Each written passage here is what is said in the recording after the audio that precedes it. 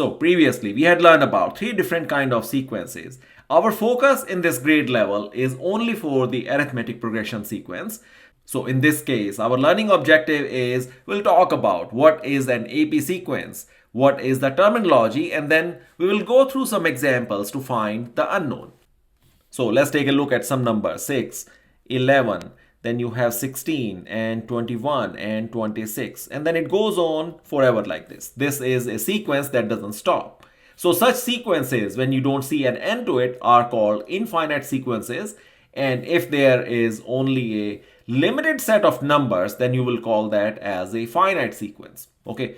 So the point is, in this case, we begin with the number 6.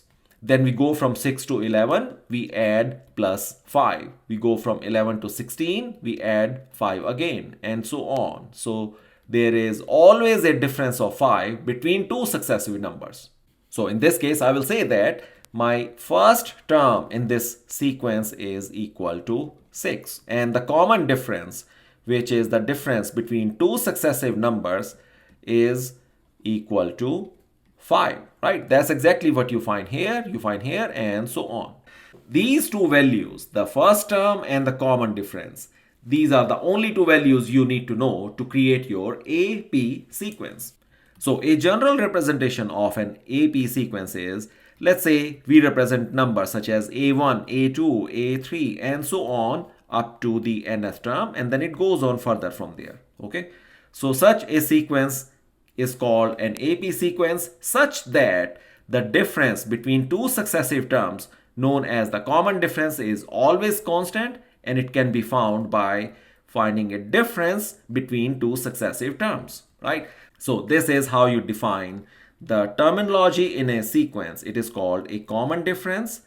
And the another important factor that you always need to know for an AP sequence is the first term.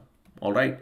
With the help of these two values, you can define your sequence. And in this case, what is my first term? I say that this is my first term, the A1, a number that starts the sequence.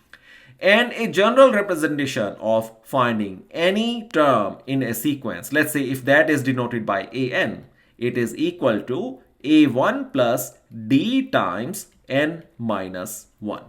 Okay, where d is the common difference and n is the term you wanted to find out, and you will find that by this formula.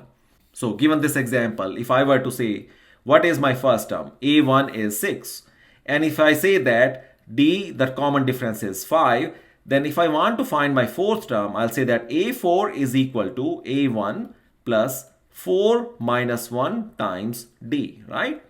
So that will be equal to A1 is 6. I will write here, and then 4 minus 1 becomes 3, and the d is 5, so it will be 5. So 3 times 5 is 15, and 6 added to that will become 21. So this will be my fourth term, right? 21. And that's exactly what you have here. This is your fourth term.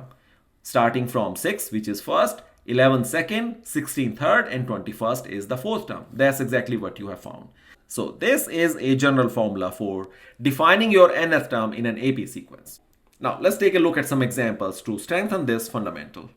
In this task, we are supposed to find, there are three sequences given to us. We are supposed to find which one of them are in the arithmetic progression. Okay, so take a look at the very first one. It is 7, 14, 21, 28. So what do you see? What is my first term? That is the first rule. You always look at your first number. It is A1, which is 7.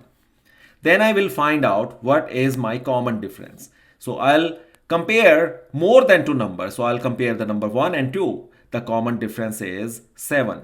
I compare second and third number. The common difference is 7. Third and fourth. The common difference is 7. So I see that my common difference, which is the difference between two successive numbers, right? I can write an plus 1 minus an is equal to 7. And it is always consistent, right? So in this case, I do see that I can define my first term. I can find a common difference between two successive terms, and it is always constant, a value of 7. So I will say that the very first example, what we saw here, is an AP progression sequence. Now the second one, in which we have the first term is A1, it is -3. the difference from first to the second is 0. Difference from second to third is also a 0. Third to fourth is always a 0, right? So what do you see here? What I can say that the D, the common difference, is an plus 1 minus an, and it is always constant with a value equal to 0. Now see, the point is, in this case, we said that the common difference D is 0, which is a constant value from one number to the next number, right? So 0 is also a number, right? We never said that the common difference cannot be 0. It could be 0. Hence, we said that it also represents an arithmetic progression sequence. Okay, now let's look at the third one. In the third one, my very first number is, the first term is 0. Then I see that from 0 to 6, I go up by plus 6.